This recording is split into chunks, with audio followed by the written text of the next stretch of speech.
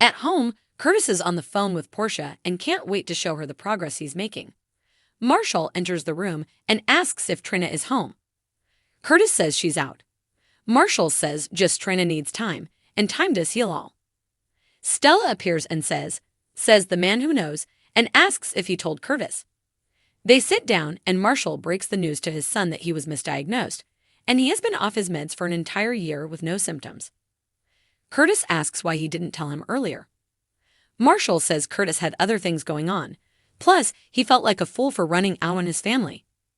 Curtis notes he did what he thought was right at the time, but he's here now and he doesn't have the schizophrenia diagnosis hanging over his head. Marshall still doesn't know what happened to him back then. Stella admits she's been doing some digging, and she found out who the doctor is that signed off on Marshall's diagnosis. Curtis thinks they can get the answers they need. Marshall thanks Stella, but says no thanks. Marshall wants to focus on the life he has now.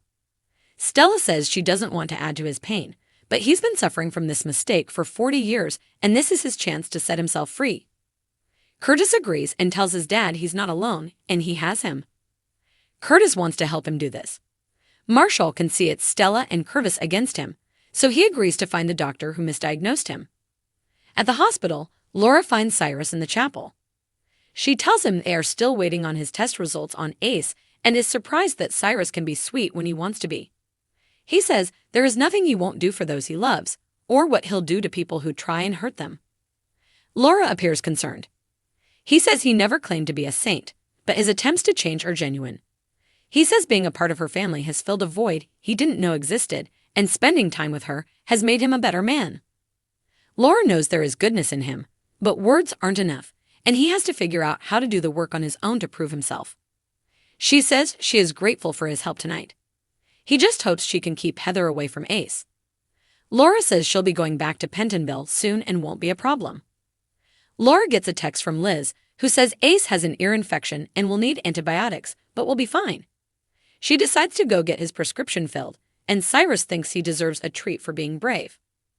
Laura likes him this way and sees that he is learning to be a part of a family. Cyrus says that means a lot, and to keep him informed on how he's doing. She says she will and takes off. Cyrus sits back down and thanks God. In her room, Heather works to pick the lock on her cuffs. The guard enters and says he is here to take her back to Pentonville. Heather cries she's still in pain and asks him to get her some water. He goes to get the water and she attacks and strangles him with her cuffs. Heather knocks him out, while outside her room, Amy and another nurse talk about Cyrus and his nephew, and that Cyrus is in the chapel. Heather sneaks out when the coast is clear. Heather finds Cyrus in the chapel. He asks what she's doing here. She says she's here to pray for an answer. She wants to know why he gets to live while her sweet Esme is dead, which doesn't seem fair. Heather pulls out a bone saw and says she wants him to suffer the way her Esme suffered. She yells Esme came to him for help, but he betrayed her. Cyrus explains he was trying to prevent something bad from happening. Heather screams he didn't, and her daughter died struggling in that water, but she will avenge her. Heather vows she will become the mother to Esme's son whom she never got the chance to be. Suddenly, Laura enters and clubs Heather over the back of the head. Heather comes to and is cuffed, and Laura tells her she's glad she's okay. Heather says that's the sweet Laura Weber she knows, but she didn't have to hit her so hard. As the guards try and take her off, Heather stumbles and struggles to breathe. Cyrus assumes she's faking, but Laura notes she doesn't look well. Suddenly, Heather gasps for air and collapses. Dex and Joss are speeding back to Port Charles and are concerned about what is going down. Joss calls Brick to find out where Sonny is and learns there's been gunfire on the waterfront. Dex wants the warehouse. Sonny asks Anna if he's under arrest. Anna says he isn't, so Ava says they can't hold them. John says he can take them both into custody for 48 hours. Sonny yells this isn't about the case, it has to do with Karen Wexler. John says he told him to keep her name out of his mouth. Sonny says Jagger hates him for what happened and tells Jagger to go ahead and tell them what went down. John says Karen was his high school girlfriend. She was smart and beautiful.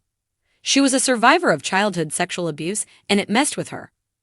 Sonny then convinced her to take charge of her life by stripping in his club.